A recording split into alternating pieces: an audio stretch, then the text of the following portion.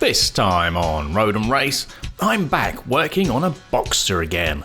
I'll be checking all the service items, doing an engine diagnostic check, and getting under it to give it a good looking over.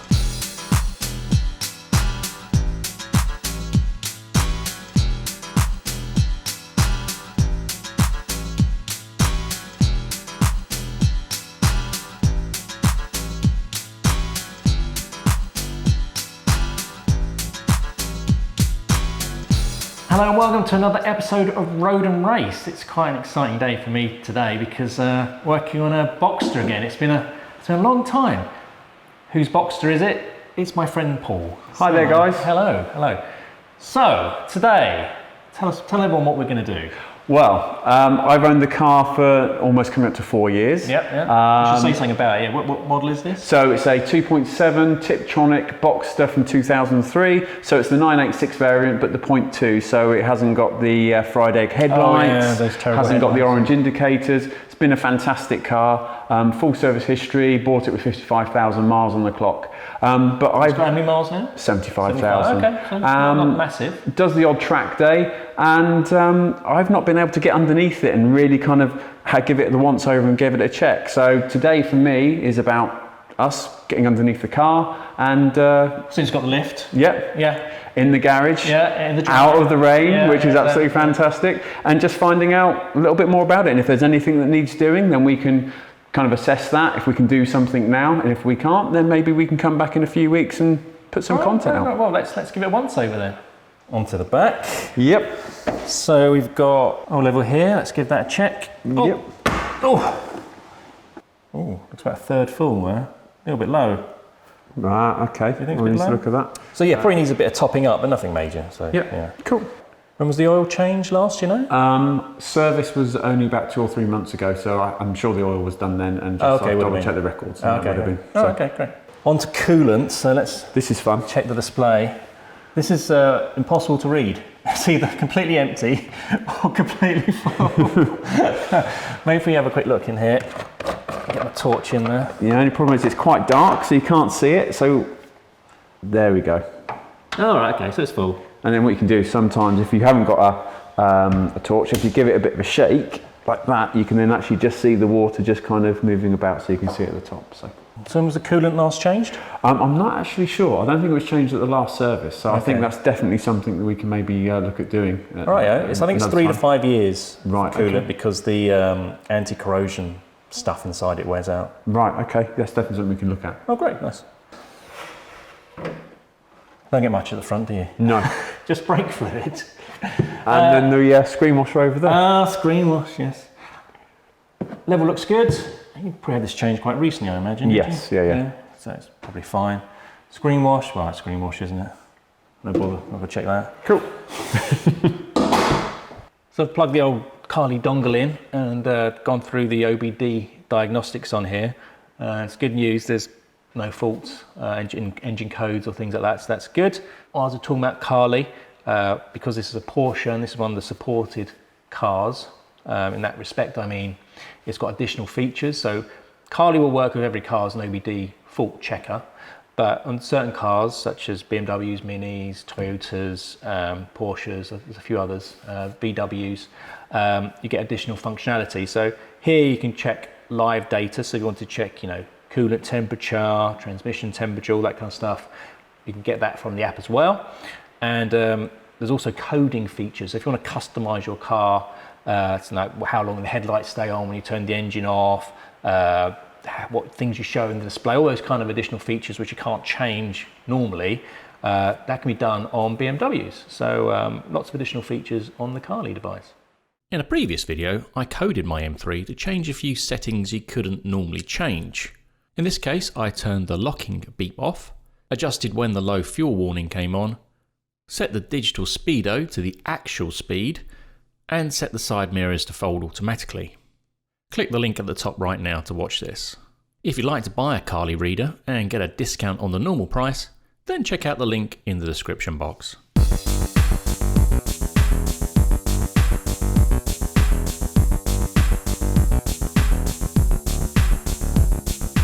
The car's up in the air. It's always very exciting, this, isn't it? Yeah. Love it. It's great. I've never looked underneath my car before. It's brilliant. So let's start at the back. Yeah. Let's have a look at a few things. Yeah. So you've got the inspection light. Yeah. A little bit wet Yes. back here, isn't it? It is, isn't it? It's that oil? Where's that? Looks like oil to me. It does look like oil. It's very wet. Okay. Yeah, it's dripping off this lower bit here. Is that the back of the gearbox? Could be anything really. I mean, could be the rear main seal. Yeah. Possibly. Do you notice the oil level going down at all? Well, the fact that we've just checked it a second ago and we're at 3/4 On the dipstick? on the dipstick, and it was only serviced literally 2.5, 3 months ago, and I've hardly done any miles in it since then. It's really wet, Yeah. oily back here. There's a big drip Yeah. here. Oh, that's not the best news in the world. No. Okay. And all filter housing is dry. Yeah. It's all coming from where the gearbox hits the back of the engine. Yeah. So I wonder if there's this is what you say. Is there a seal around the there? rear main seal needs changing Yeah. every so many miles. It's a service item. What's a bit annoying though is yours is the automatic. Because I'd say next time you're getting the clutch plate changed, Do it then. do the rear main seal and probably the IMS. Yeah. For you who don't know, that's the IMS bearing. It's a common fault, again, potentially. I'll talk more about that later.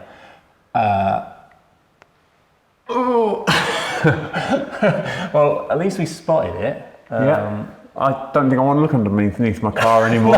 Ignorance is bliss, isn't it? It was all right until then. Exhaust is a little bit Yeah. surface rust, fine though. Everything else is mostly aluminium under here, so you're not getting any other Yeah. problems. Brake lines look fine. Ignition coils, sorry, where the ignition coils meet the engine, there's a little seal there which can fail and leak, but yours Okay. is actually bone dry, so that's Good. nice. Check the other side as well. There you go, bone dry as well. So that's good. Anything else worth mentioning over here? No, it all looks good. There's no Loads of tread on the tyre. Yeah, they're pretty much brand new. No rust. So the front, like you say, the little bit of the surface rust on the exhaust, but then that's just there. I haven't got a stainless steel that'll- kind of There's no thing put holes in. or anything No. there, it's fine. And everything else just looks, and for me, not being a mechanical expert, it's just there's nothing obvious. There's no kind of dents or prangs or, No. you know, bear in mind, it's the first time I've looked under it. I mean, I've owned the car for 3 years. That you don't, you know, you buy something, you do your HPI check, you make sure it hasn't been written off or anything, but you never ever know, No, and yeah. everything is straight, which is the main thing. On to the front then. Yep. It's mostly all plastic under here, so Yeah. no rust issues or things like that. It's nice. A few bits of scraping when you hit over a Yeah, always speed get that. bump or something. Yours isn't too bad actually in comparison. Yeah. So the wheel off. Yep. A little bit of lipping on Yeah. the disc, isn't there? There is. Let's get that measured, shall we? Yeah, there's no scoring or anything on that. All seems quite good. Like I said, I changed the brake pads sort of like just over a year ago. It's only done 5,000 miles Yeah, since. there's loads of meat on those. And Yeah. Well, that's a little bit of rust on Yeah, there, but on it's that. just surface. Yeah, there's nothing worrying about. Shocks, are they weeping? Let's have a look. No wetness. No. And all the lines look good. Yep, brake hoses look.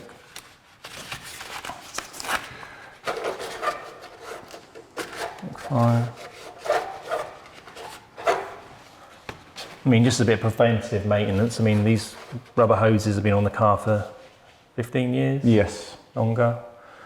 I would just need to double check. 17 years. Yeah, but I just need to double check. They might have been replaced at some point okay. before my time. So I've had the car for 3 or 4 years. So whether they've been replaced or not, I mean, for 17 years they look okay. So, but Yeah. Right, let's get these measured. 22.87. Discs start off with 24. 22 is the minimum. So about 50%, maybe 60% worn. yeah, That seems fine for the time being. Quickly checking the rears. These start at 20 mil. You can use them up to 18. On the rear, 19.13. So start off at 20, can be used all the way down to 18, so 50% worn again. Perfect. So that's all the checks done. I've made some notes. Starting off with the diagnostic, that was all clear. Yep. So that's good. Yep. Good to know. What we're moving on to now. Discs on your brakes look good. yeah, 50% wear more or less, front Yeah. and rear, which Yeah. is great. No Especially problem. doing track days as well. It's good to know your brakes are kind of still efficient. Oh, yeah. What we got to do, no other real issues. So usually after 60,000 miles, and this car's done about 75, you said, Yep. the auxiliary belt needs doing, but you said that's been done a couple of years ago, yep. Air filter, Been done. undone at last service. Usually the fuel filter needs doing at 60,000 miles, but that's built into this. That's built into this one, because when I went to order one, because I thought, let's do the fuel filter today, I couldn't for the life of me find it. And I just looked on a few forums and found out that it's actually built into the fuel system. Oh, okay, well, there you go. Yep. Brake fluid every 2 years. Been done. Been done. Engine oil every 15,000 miles. Yep. Been done recently. Diff and transmission fluid at 90,000, so you're not there yet. No, but I think that could be a bit of a preventative measure in that we can kind of come in and do that maybe next time. They're both easy to do, so we could do that. Coolant every 5 years. I'm not sure if that's been done. So for me, after our discussion today and have a look around the car, I think that's definitely a potential we can be doing that. Yeah, do it next time. Something that happened to my Boxster was that the ignition coils, the tube seals were leaking. But you're also bone dry, which is really good. Yeah. So that's good to know. On the flip side though. Yeah, on the flip side. You do have a fairly large oil leak somewhere.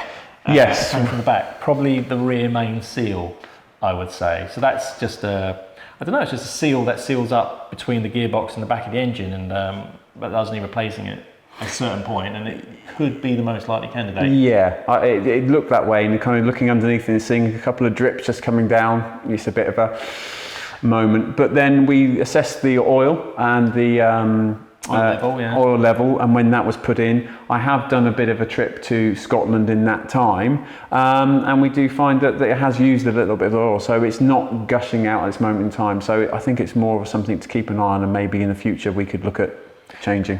It's a tough job because you've got to take the gearbox off. So there you go. And if you're going to take the gearbox off, you might consider doing the IMS bearing, because on this car it's the weaker single row bearing. In case you want to know what the IMS bearing is, it's the intermediate shaft bearing, basically the spinny bit in the engine. And when that bearing fails, it causes all the timing to go off and it chews up your engine, and you need a new engine. So it could be slightly overblown how much of a problem the IMS bearing is, because how many people actually do suffer from it. But it's good to, if you've got the gearbox off, you may as well replace it, because it's quite a cheap small part, isn't it, I think? Oh, I don't know. There's different ones in different kits you is can it? buy. Okay. Yeah, I'm not so up to date with it anymore now, but there are options. What else we got to do? I think that's everything, isn't it? That's everything I want to say. Nothing else to do. Yeah, so there you go. So not awful, not great, but at least we now know what we need to do in the future. Yeah. Thanks very much for your time today. Yeah, of course, it's been fun. And again, great to see your garage, having seen the build and everything like that, and listening to the rain outside during the day. It's been a godsend. Yeah, I love this place. Anyway, as always, thanks for watching.